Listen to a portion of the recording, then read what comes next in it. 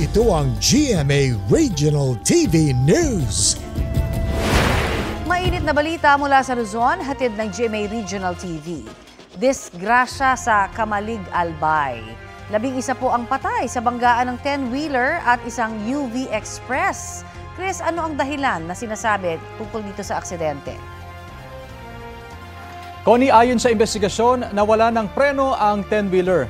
Sa CCTV nakuha sa Barangay Libod, mabilis ang takbo ng 10-wheeler nang biglang tumama sa van. Sa lakas ng impact, bumulusok malapit sa ilog ang dalawang sasakyan.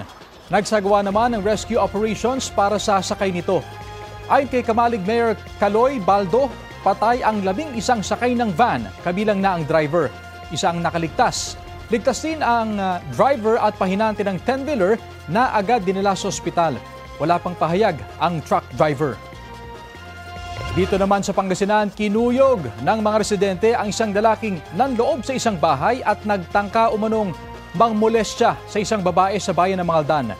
Sa kuha ng CCTV, kita ang pagpasok ng lalaki sa bahay sa Barangay Gilig. Dumaan siya sa likurang gate at pumasok sa bintana. Tinangay niya ang isang laptop, cellphone at pera. Matapos ang pagnanakaw, pumasok ang sospek sa isang kwarto at tinangka umanong molestyahin ang isang babae. Buti na lang at nakahingi ng tulong ang biktima. Dumating ang mga kapitbahay at kinuyog ang sospek. Nabawi rin ang mga ninakaw na gamit. Maharap sa reklamong robbery at attempted rape ang sospek na tumangging magbigay ng pahayag. Ito ang GMA Regional TV News. Balita sa Visayas at Mindanao mula sa GMA Regional TV. Nagkasalpukan ang isang ambulansya at motorsiklo sa Cebu City. Cecil, ano nangyari? Rafi, nagkasalubong sa intersection ang dalawang sasakyan sa National Highway ng lungsod. Sa kuha ng CCTV, kitang nakabukas ang blinkers ng ambulansya. Huminto ang isang motorsiklo na nasa kasalubong na linya. Pero nang lumiko ang ambulansya, nagtuloy-tuloy ang isa pang motor. Bumaba ang driver ng ambulansya pero kalaunay umalis din. Base sa investigasyon, umuwi sa kanilang bahay ang rider pero binawian ng buhay kinabukasan.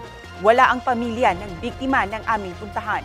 Ayon sa kanyang kapitbahay at kaibigan, nakita niyang may mga pasa ang biktima at masakit ang katawan nang umuwi pagkatapos ng aksidente. Isa sa ilalim pa sa autopsy ang labi ng biktima. Hinahanap rin ng mga otoridad ang driver ng ambulansya. Nasa 9 milyong pisong halaga ng iligal na droga ang nasabat sa operasyon sa Davao City.